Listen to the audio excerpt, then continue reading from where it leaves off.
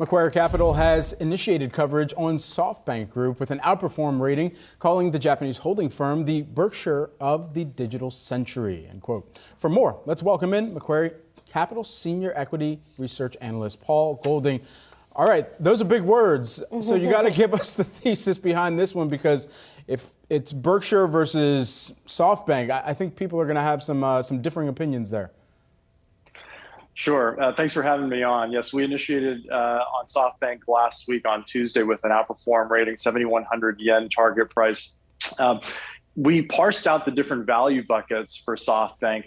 There are three main chunky thematic buckets of value here. There's, as everyone knows, the vision funds and their sort of venture capital function. There's the telecommunications and 5G thematic, which encompasses SoftBank Corp, SBKK, the Japanese telco, holdings in T-Mobile and Deutsche Telekom, and lastly, ARM, the semiconductor licensing, architecture licensing business. And so in this exercise that we undertook and in parsing out these different value buckets, we came to the conclusion that shares were overly discounted versus what this pool of assets and different opportunities represents in our view. And so our point with our title is to say, this is a holding company approach, and it is a value opportunity to the incremental buyer today. And so with our 7,100 yen target, currently represents about 11% upside to where shares closed yesterday. It was about 20%. When we initiated, shares have definitely moved up in the interim. Paul, at the same time, man, when you put that Berkshire comparison out there, you really put yourself up for it, don't you? I mean, when I think about SoftBank compared to, say, a Berkshire, SoftBank has had an awful lot of public misfires over the past few years, right? And if you're talking about a very long-term holding, a lot of those misfires it's had to write down or get rid of entirely. Doesn't that sort of tarnish that idea of it as a Berkshire? I think there's been a lot of negative headline focus on the name, but there have been a lot of wins that have gone a bit more unnoticed. Actually, if we look at the comparison of the two over a 30-year period, we actually see about a 29 times return on SoftBank group shares versus a 21 or 22 time return on Berkshire shares. So it's actually not as far-fetched as one may think, but we also have to think about the space in which SoftBank Group is operating.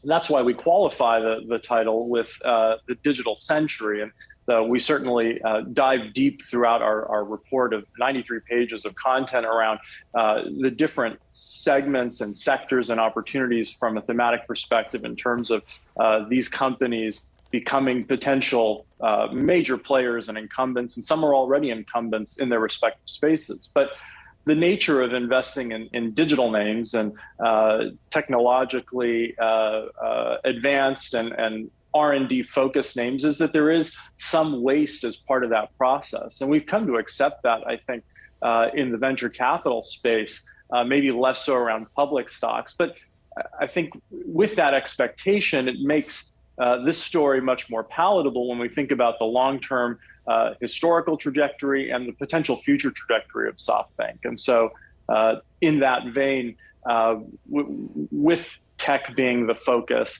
it's certainly not going to be those sort of older world value plays, but it as a holding group and at the current valuation, we see it as a value play today. Paul, do you think you're maybe just giving too much love to Masayoshi Son?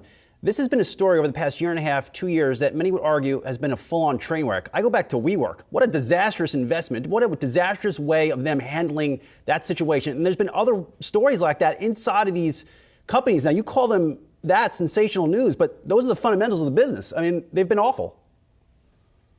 Well, I think that goes to our point, which is we're calling out one of the vision fund names that had some amount of news around it in terms of it being a problematic investment at the valuations that it was done.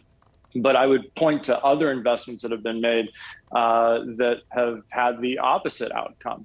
If we look at some of the plays in terms of where they took shares live on Coupang, or where we talk about the potential value in ARM that they acquired in 2016 for $32 billion. Nvidia shares at that time were trading at about 5 times sales. ARM is just as incumbent in our view and important to the space, and Nvidia shares are now at more than double in terms of the multiple, even in this sort of subdued semiconductor valuation environment. So I think it has been easy to focus on some of the negative headlines, but that's what we do with this report, is we look at the picture in aggregate to say, actually, that's created noise around the story, when in fact, when you dive deep into these various value buckets, you find that there have been a lot of wins and potential wins, in our view, in the future. When do you expect? Sorry, go ahead. I was just going to ask, when do you expect some of those value buckets to start to pay off? I mean, even within 5G, within artificial intelligence, this is a heavy investing period for all of those businesses. We just spoke to all of the executives from every major U.S. telecom company last week, and all of them are talking about massive infrastructural investments right now. Sure, but in many of these cases, these are not necessarily consolidated subsidiaries. Some are, but a lot of these are self-financing entities, and some of them have been quite successful in rolling out their infrastructure already. I can think of T-Mobile, for example, and are sort of taking the reins in terms of acquiring new accounts. And so this all plays into their share value and their respective contribution to the overall net asset value of the SoftBank portfolio. So while we agree that we are still in a phase of sort of evolutionary technological development that will require capital, that doesn't necessarily fall on the shoulders of SoftBank Group, the holding company.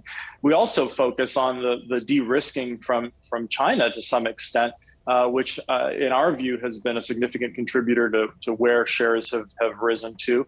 The group has sold down its Alibaba stake from 23.6% to about 14.6% and sold 4.6% of that stake forward. This was back in August, and locked in a share price certainly well above where shares are trading today for Alibaba, and used that cash infusion to actually return capital to shareholders and pay down the margin loan. 1 trillion yen worth of buybacks over the last year, 400 billion to go on the new authorization, and debt pay down. So the story is not necessarily as let's say risk on as one may have thought, or as it may have been a couple of years ago with return of capital to shareholders now. We always appreciate a good contrarian take here at Yahoo Finance. Paul Golding, Macquarie Capital Senior Equity Research Analyst. Always good to see you. We'll talk to you soon.